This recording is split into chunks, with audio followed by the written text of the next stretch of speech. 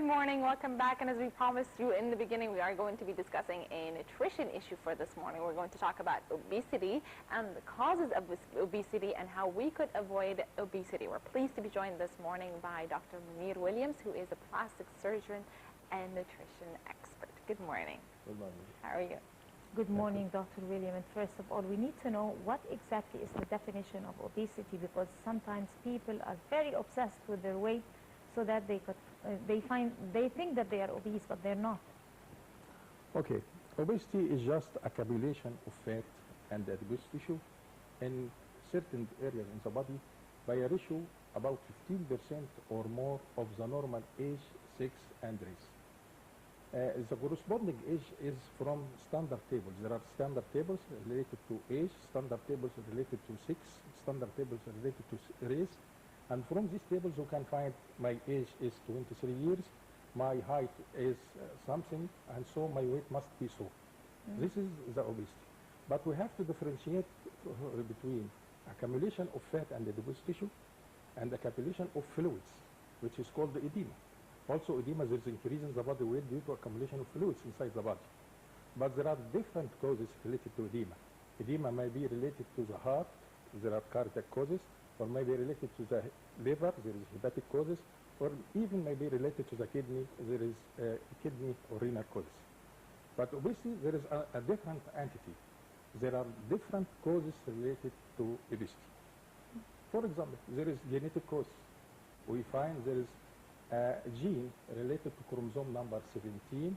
This is proved in the last 10 years to be a main cause of genetic obesity. This is number one. Number two, we can find endocrinal causes.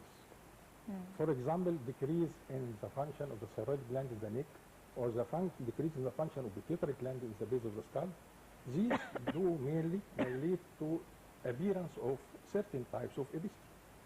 Also, number three, there is what is known as metabolic causes, such as metabolic disease, such as diabetes. We can find diabetic patients, about 75% of patients who are suffering from diabetes are suffering also from obesity. And here we find metabolic causes. Also, we can find number four, what is known as psychic causes. We can find persons says, when I become angry, I eat more. And here lies a psychic element. Once you are depressed, once you are angry, you are eating more. And here there is a hidden cause for obesity. Most of the women are like that. Women and depressed men also in these times. Also, finally, you can find the bad habits in eating. For example, we eat during watching TV or hearing radios or reading the newspaper. And as you see, this is lovely, and this is one of the main causes for obesity. So we have to differentiate between accumulation of fat, which is obesity, and the accumulation of fluids, which is edema. Does obesity automatically equal healthiness? Of course. This is a disease of this century. And every person can say, I am obese or not, by a simple calculation which is known as mass number. I can say mass number is just a ratio, it is a number. It is a division between body weight in kilograms divided by square of length in meter. For example, suppose you are 60 kilograms, and suppose your height is 1.6 meter. So your mass number is 60 divided by 1.6 square. Here comes the mass number. 1.6 squared? Square, yes, 1.6 times 1.6. Okay, and then? Okay, and then this is the mass number. This number, if it is 15, this is not obesity, it is senility. If it is from 15 to 20, this is mild obesity. If it is the mass number from 20 to 25, this is a moderate obesity. From 25 to 35, this is severe obesity. More than 40, this is a morbid obesity. So by a simple calculation, every person can calculate what is the distance between him and obesity, and which type of obesity he is. He is mild obesity, moderate, severe, or morbid, and so on. Yeah. Right. I guess Reem is calculating. What's the normal one? So what did you come up with? The with? normal is 20, but 15 is senility. Oh. And of course, I'd like to remind you by a simple point. Obesity, as we said, it is accumulation of fat. There are two different ways for fat behavior. either the fat cells increase in number, and this is called hyperplastic obesity, in which we find the person is obese, okay, but there is increase in number of fat cells. And this type is usually present in infants and in children before puberty. The second type of obesity, there is also increase in number of fat cells, but these fat cells, there is increase in size. And here we find the number of fat cells is standard, but there is increase in the size of fat cells. And this type of obesity occurs after puberty. So there are two types of obesity: hyperplastic, which increase in number before puberty, and hypertrophic, with increase in size, which is after puberty.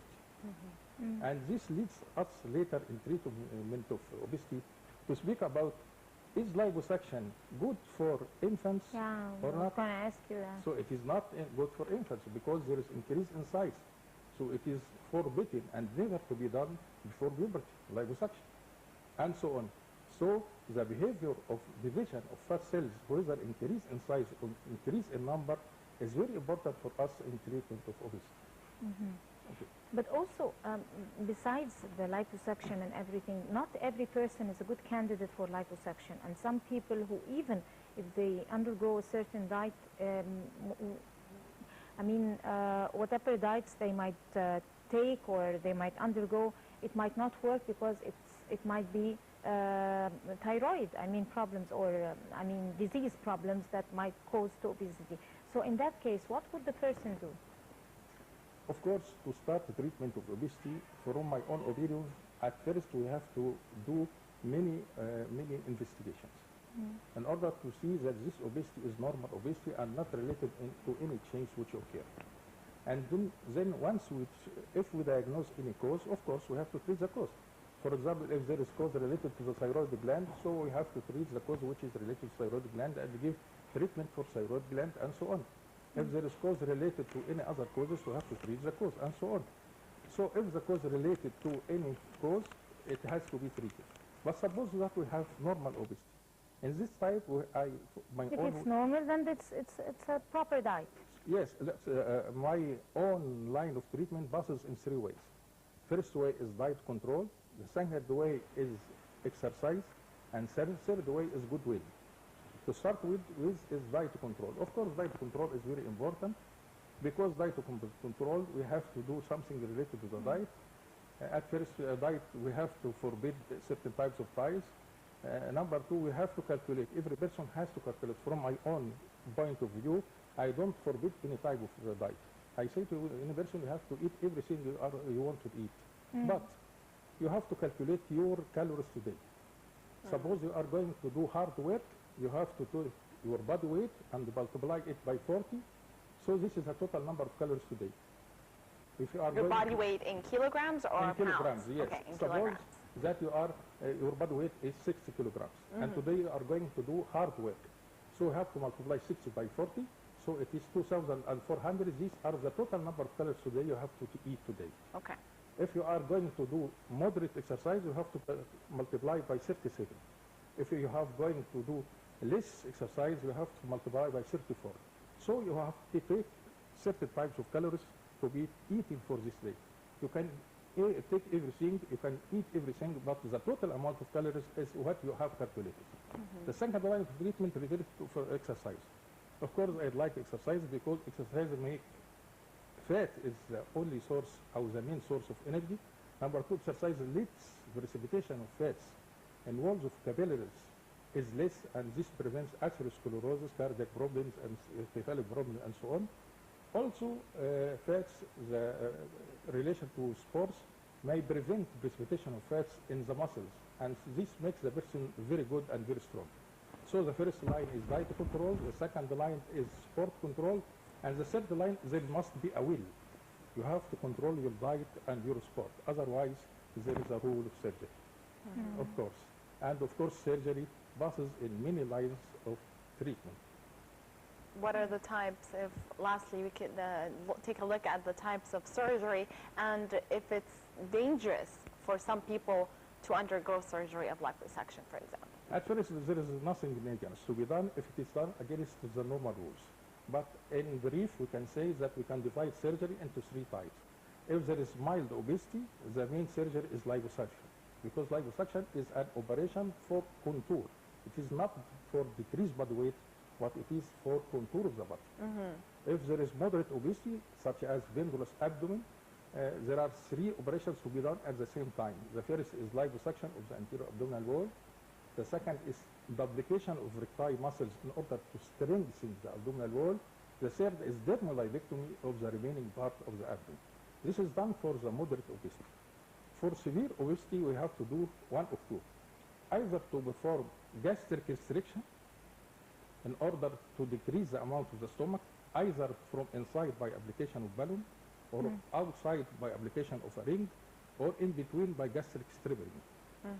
Or in the second way, we have to do what is known as intestinal malabsorption.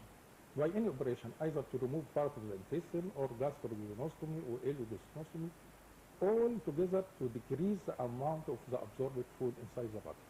So in brief, either liposuction for mild, or dermolipectomy for moderate, or gastric stripping, or intestinal absorption for severe cases of obesity. But of course, this is the last line of treatment. You would first try the diet and exercise. Diet, exercise, and good will. You have to have the will to do that. They have the will to continue this for life. Absolutely. Right. Dr. Mounir وليم, Professor of Plastic Surgery, would like to thank you very much as usual for your very valuable tips. And thank you very much for coming. Thank you very much. And right now we're going to go to a brief report about the Ministry of Youth, who has recently signed a protocol with Euromed countries to enhance understanding and peace, understanding of peace among cultures throughout the bridge of youth, who are the future of the nation. We're going to go to this report. I'll be right back.